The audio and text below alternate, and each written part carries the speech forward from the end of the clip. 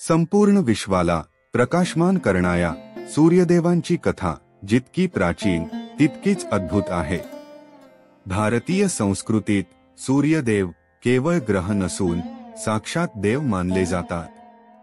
मित्रांनो, आज आम्ही तुम्हाला सांगणार आहोत सूर्यदेवांच्या उत्पत्तीची एक अद्भुत पौराणिक कथा, जी मार्कंडेय आणि ब्रह्मपुराणात सापडते। कधी काळी जेव्हा संपूर्ण ब्रह्मांड अंधकाराने भरले होते, तेव्हा कमलासन ब्रह्मदेवांनी प्रकट होऊन सृष्टीची रचना करण्याचा संकल्प केला। त्यांच्या मुखातून पहिला शब्द निघाला।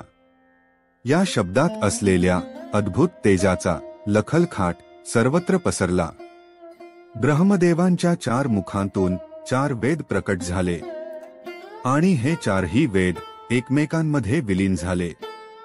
या तेजोमय क्षणात ब्रह्मदेवांनी सूर्यदेवांना प्रकट होण्यासाठी प्रार्थना केली।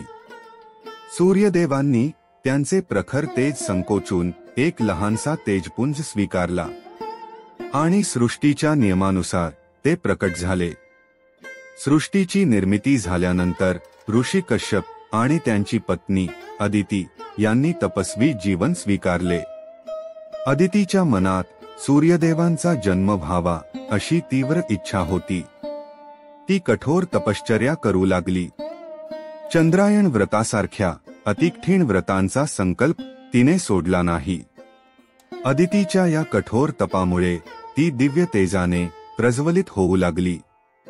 अदितीच्या या तपाचे फळ तिच्या गर्भात प्रकट झाले। सुषुम्ना नावाची एक तेजस्वी किरण तिच्या गर्भात प्रवेशली। हे दृश्य पाहून ऋषी कश्यप संतापले। ते म्हणाले, अदिती, गर्भवती असताना तू असे कठोर व्रत करत राहशील तर बालकाला हानी होईल। तो जन्म घेण्याआधीच नष्ट होईल। कश्यप ऋषींचे कठोर शब्द ऐकून अदितीने अद्भुत त्याग केला।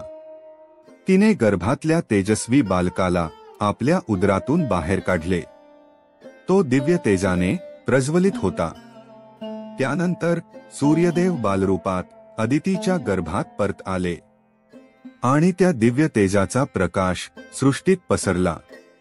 अदितीला मारीचमांड असे म्हणत असत, ज्याचा अर्थ आहे मारीचीचा तेजस्वी गर्भ। याच कारणामुळे त्या तेजस्वी बालकाला मार्तंड असे नाव दिले गेले।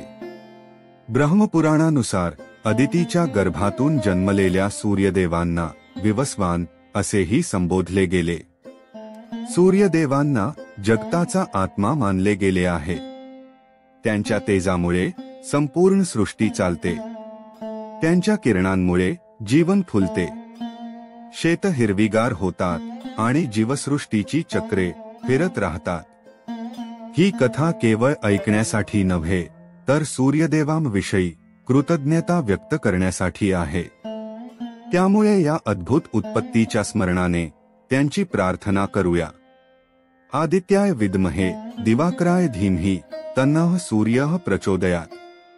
अशा या सूर्यदेवांच्या तेजोमय जन्मकथेवर तुमचे मत नक्की सांगा। तुमच्या प्रतिक्रिया आणि विचार जाणून घ्यायला आम्हाला नक्की आवडेल।